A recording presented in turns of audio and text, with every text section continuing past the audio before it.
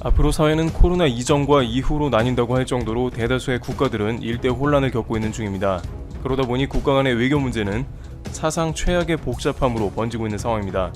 특히 미국과 중국의 갈등을 다시 불붙게 한 이번 팬데믹 사태와 트럼프 대통령의 재선 문제는 그야말로 한치 앞을 예상하기 힘든 문제로 발전하고 있습니다. 이렇게 각국의 많은 지도자들은 팬데믹 이후에 방역 성공 여부에 따라 지지율 관리에 비상이 걸린 셈이 됩니다. 기존의 다양한 국제 관계에서 대한민국은 강대국의 틈에서 경제나 국가 안보 등의 적지 않은 위협 혹은 불편을 감수했는데 작금의 상황은 그야말로 혼돈 상태입니다. 갈수록 경향 가운데 치닫는 국가 간 다양한 갈등을 보면서 그 가운데 한국은 어떤 입장을 취하면서 대처해야 할지 살펴보도록 하겠습니다. 첫 번째, 미국 G7 핵심 독일 병력 철수, 한국엔 무슨 의미? 미 도널드 트럼프 대통령은 독일에 주둔한 수천 명의 미군을 오는 9월까지 감축하라고 국방부에 지시했다고 월스트리트 저널과 로이터 통신이 5일 보도했습니다. 로이터는 이날 고위 당국자를 인용해 트럼프 대통령이 독일에서 미군을 9,500명 가까이 감축하라고 지시했다면서 이렇게 되면 독일 주둔 미군 규모가 현재의 34,500명에서 25,000명으로 줄어들게 된다고 전했습니다. 여기에 더해서 월스트리트 저널은 또 미국의 이 같은 감축 움직임은 임시 또는 순환 배치 병력을 포함해 독일 주둔 미군 규모를 25,000명으로 상한선을 씌울 것이라고 설명했습니다. 미국은 트럼프 행정부가 들어선 이후에 미국, 독일 양국은 다양한 갈등을 해왔는데 독일이 충분한 방위비를 납부하지 않는다며 이번에 적극 트럼프 대통령의 조치가 있던 게 아니냐는 의견이 나옵니다. 월스트리트 저널도 이번 조치는 독일의 군사비 지출 수준을 포함해 미국이 독일과의 관계가 매우 긴장된 상황에서 나온 것이라고 평가했습니다. 미국은 현재 팬데믹으로 인해 최악의 실업률이 예상되며 경제 회복을 위해서 무제한 달러를 풀고 있습니다. 미국 경제의 회복과 지출을 줄이겠다는 의지는 트럼프 행정부의 가장 핵심 가치 중 하나인 것입니다.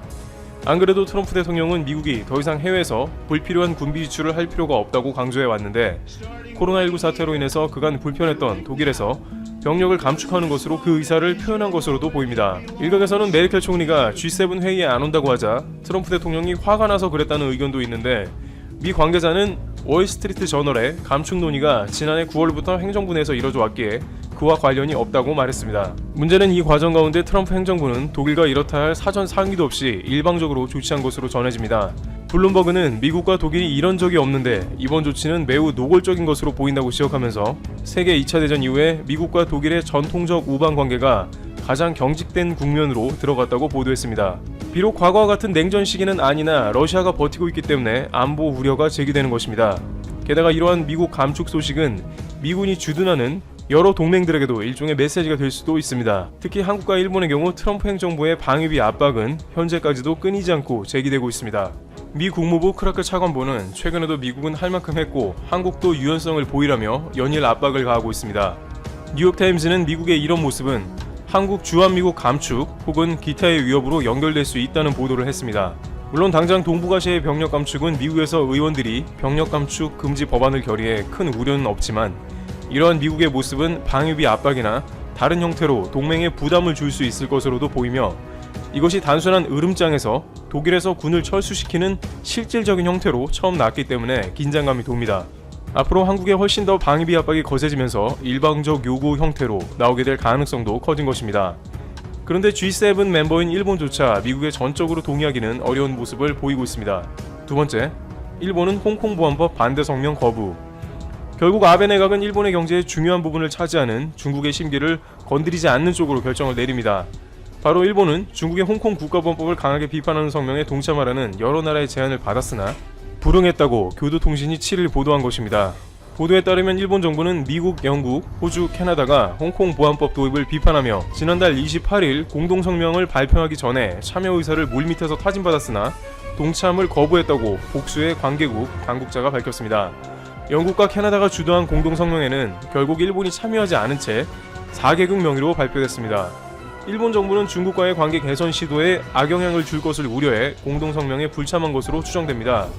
아베 신조 일본 총리는 그간 시진핑 국가주석의 국빈 일본 방문을 성사시키려고 상당한 노력을 기울여 왔는데 이는 중국과의 경제적 관계와 영토 분쟁 문제 등 일본에서 여러가지 부담이 크자 결국 이러한 결정을 내린 것입니다. 교도통신은 미국 등 관계국 사이에서 일본에 대한 실망의 목소리가 나오고 있다고 전했습니다. 관계국 당국자 중 한 명은 일본은 중국과의 관계를 중시했을 것이다. 솔직히 실망했다고 반응했습니다. 이에 대해 일본 정부에서는 중국의 우려를 충분히 표시하며 실제 주일 중국 대사를 외무성으로 불러 우려를 표했고, 또 정부 대변인인 스가 요시히데 관방장관이 깊이 우려하고 있다고 논평하기도 했습니다. 그러나 결정적으로 강한 반대 성명에서는 빠져 미국과의 동조에서 약간 삐걱거리는 모습이 나오고 있습니다. 이는 역시 아베 내각의 팬데믹 관련 지지율 급락과도 아주 무관하지는 않은 것으로 비추고 있습니다.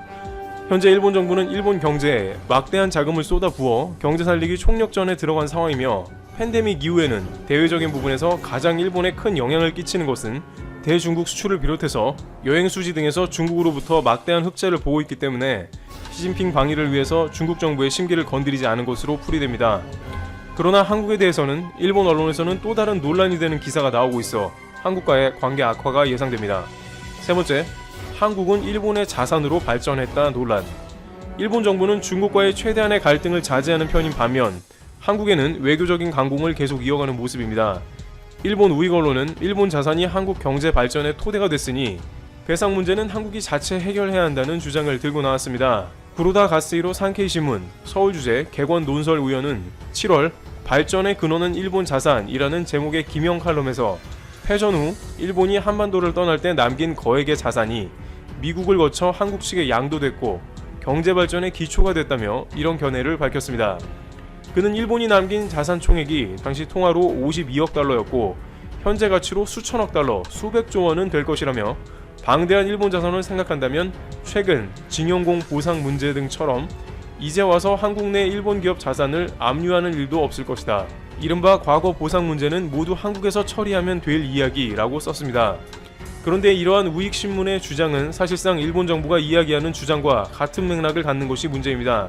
앞서 일본 정부도 한일 간 과거사 대립이 격해진 시기에 일본이 한국의 경제 발전에 기여했다는 메시지를 뿌렸습니다. 일본 외무성은 2015년 각국 언어로 제작한 전후 국제사회의 국가 건설, 신뢰할 수 있는 파트너 일본이라는 제목의 동영상에서 1951년 샌프란시스코 평화조약에 의해 국제사회에 복귀한 일본은 1954년 미얀마를 시작으로 일찍부터 아시아 각국에 대한 경제협력을 개시했다며 포항종합제철소 건설 등을 사례로 들었습니다. 구로다 객원 논설위원회 칼럼이나 외무성의 동영상은 식민지 지배 과정에서 발생한 수탈, 착취, 인권 침해 등의 실상은 소개하지 않고 일본이 남기거나 제공한 것만 부각했습니다.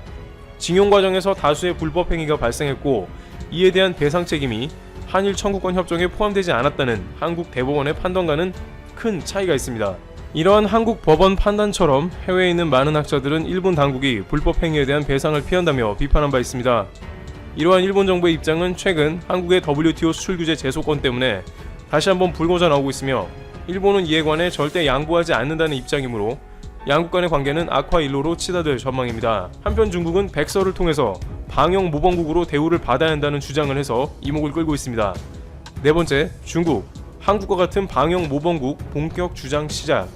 미중 간 코로나19 책임 공방이 계속되는 가운데 중국이 코로나19 발생 이래 처음으로 백서를 통해 성과를 자랑하면서 배상 요구는 받아들일 수 없다는 입장을 분명히 했습니다. 최근 중국은 관영 언론을 통해서 중국은 방역 모범국이며 한국과 같은 파트너와 적극 협력하고 있다는 점을 강조하고 있는 상황입니다. 이와 같은 움직임은 미국에서 팬데믹 중국 책임을 주장하며 서방사회와 연대해서 중국의 대치 국면을 보여주고 있고, 일각에서는 중국에 소송을 걸어 피해를 보상받아야 한다는 움직임이 출현하자 이에 대한 대외적인 선언을 하면서 중국 자신들도 피해자이며 오히려 방역 모범국으로서 전 세계의 대우를 받아야 한다고 주장하는 모습인 것입니다. 다만 그 주장하는 바가 전 세계 언론이 한국을 방역 모범국으로 칭할 때 쓰던 말과 비슷한 말을 차용한 것입니다. 백서는 중국은 공개적이고 투명하며 책임 있는 태도로 코로나19 관련 정보를 제공하고 방제 경험을 공유했다면서 중국은 국제사회에 인도적 지원을 아끼지 않고 있다고 역설했습니다. 그러나 중국은 최근 코로나 확산 초기에 실험실에서 보관하던 코로나19 표본을 파기해서 미국이 관련된 의문을 던지겠습니다. 따라서 중국 정부는 코로나19 확산 초기 발병 상황을 축소 은폐하는 데 급급해 사태를 크게 악화시켰다는 비난을 받고 있었는데 이러한 미국의 비판을 정면으로 반박하고 나선 것입니다. 그러면서 중국은 오히려 이번 사태에서 공헌을 한 국가로 공정하게 대우를 받아야지 비난받아서는 안 된다는 점도 분명히 했습니다. 그러나 이런 중국 당국의 태도는 자화자찬격인데다가 여전히 많은 국가에서는 WHO와 중국 등의 초기 정보 은폐를 팬데믹의 주요 책임으로 보고 있는 상황이기 때문에 실효성이 있을지는 의문입니다. 여기에 중국 외교부 부부장은 한국과 기업인 패스트트랙이 순조롭게 운영돼 독일 등으로 확대하는 등 코로나19에 따른 국제협력을 강화하고 있다고 전했습니다. 즉 한국이나 독일과 같은 방역 모범국끼리는 잘 협력하여 대처 중이니 다른 나라들도 동참하라는 메시지도 보냅니다. 미중 사이에서 계속된 마찰이 일어나고 있는 것으로 한국도 이러한 갈등에 휘말리지 않도록 전략을 세워야 할 것입니다. 이와 같이 한국의 주변국들은 팬데믹 이후 혼란을 거듭하고 있으며 한국도 맞춤형 외교 전략이 요구되는 시점입니다. 한국은 G11이라는 새로운 국가체제의 정식 멤버가 되는 것이다. 일시적인 일이 아니다. 한국이 세계의 질서를 이끄는 선진 리더국 중 하나가 된다는 이야기다. 최근 트럼프 미국 대통령이 한국을 G7 정상회담에 포함시키겠다 발표한 것에 대한 강민석 청와대 대변인의 발언입니다. 트럼프 대통령은 문재인 대통령과의 통화에서 기존의 구식 G7 체제로는 현재 국제 문제를 전혀 해결하지 못하고 있다. 그래서 이를 G11으로 확대시킬 예정인데 문 대통령님의 생각은 어떠시냐? 라고 묻자 문재인 대통령은 G7으로는 해결책을 찾는 데 한계가 있다. 한국과 호주, 인도, 러시아를 함께 초대하는 것은 적절한 조치다. 라고 답했습니다. 한국과 미국 정상 간의 대화만 들어봐도 이번에 한국이 G7 회의에 초청된 것이 일회성이 아니라 글로벌 리더 국가가 된 것이 공식화되면서 일본은 그야말로 패닉 상태에 빠졌습니다. 요미우리 신문은 일본 외무성 관부의 발언을 인용해 지금까지 G7에는 일본이 아시아에서 유일하게 가입한 국가라는 상징적인 의미가 있었다.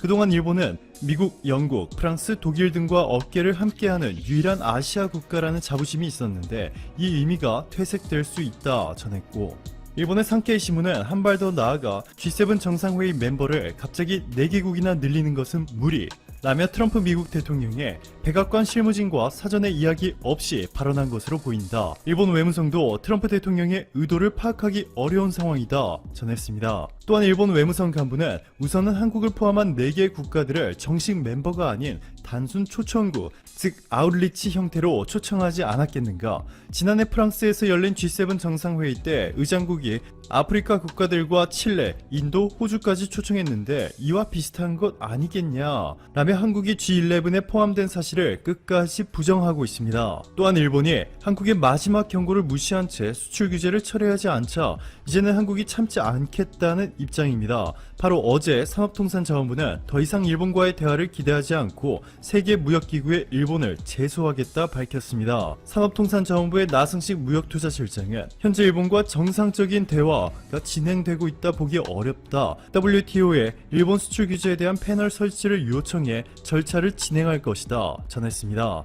이 소식이 전해지자 일본 메이저 언론들은 이를 속보로 보도하였는데요. NHK는 모테기 토시미츠 일본 외무장관의 발언을 인용해 그동안 한국과 일본이 대화를 유지해왔음에도 한국 측이 일방적으로 이와 같이 발표한 것은 너무 유감스러운 일이다 라고 전했고 니케이는 일본이 지난 7월 반도체에 쓰이는 3가지 소재와 수출을 막아 한국 경제의 기둥을 위협했다. 그런데 일본 정부는 문제 해결과 현안 해결을 위한 대화의 의지를 보이지 않고 있다. 라며 일본 정부가 적극적으로 해명하지 않고 있다 보도했습니다. 요미우리 신문도 한국이 무역관리 체제를 개선했음에도 일본이 수출 규제를 철회하지 않고 있다 라며 오히려 일본 정부를 비판하고 있죠. 이렇게 일본 메이저 언론사들조차 아베 총리가 아닌 한국 정부의 뜻을 지지하고 있는 이유는 여러 가지가 있는데요. 그 중에서 핵심이 바로 일본이 한국을 상대로 WTO에서 단 한 번도 승리를 거둔 적이 없다는 것과 이미 한국이 일본산 소재를 국산화에 성공해 버렸기 때문에 일본 기업들의 피해만 막심해지고 있다는 점에 주요하게 작용하고 있습니다. 게다가 어제 김인철 외교부 대변인이 정부 서울청사에서 열린 정례 브리핑에서 지소미아 효력을 언제든 종료시킬 수 있다. 일본의 수출 규제 철회를 우리가 계속 촉구하고 있는 만큼 상황에 따라서 지소미아 종료도 신중히 검토할 것이라 밝혔습니다. 일본은 한국이 지소미아를 종료하는 것을 극도로 두려워하고 있는데요. 호사카 유우지 교수는 KBS 일요진단 라이브에서 일본이 한국과 지소미아를 필사적으로 유지하려는 이유에 대해서 이렇게 말했습니다. 핵심적인 이유는 일본의 군사기술 보호 때문이다. 지소미아는 정보만 교환하는 것이 아니라 군사기술 정보도 포함되어 있다.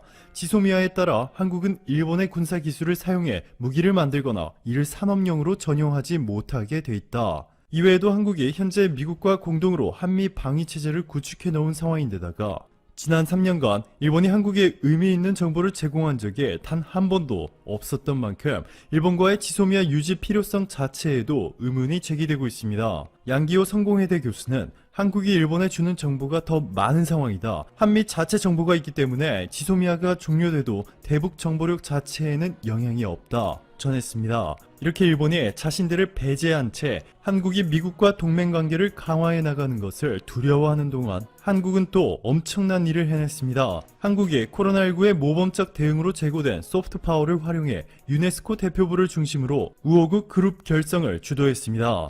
이번 우호국 그룹의 의장국은 자랑스럽게도 한국이 되었고 출범 회원국들로 이탈리아, 오스트리아, 콜롬비아, 필리핀, 방글라데시, 케냐, 요르단, 세네갈이 참여했습니다. 오드레 아줄레 유네스코 사무총장은 이렇게 말합니다. 한국의 주도로 연대와 포용을 위한 우호그룹을 결성한 것에 대해 유네스코는 적극 환영한다. 사무국 차원에서 그룹 활동에 긴밀히 협조하겠다.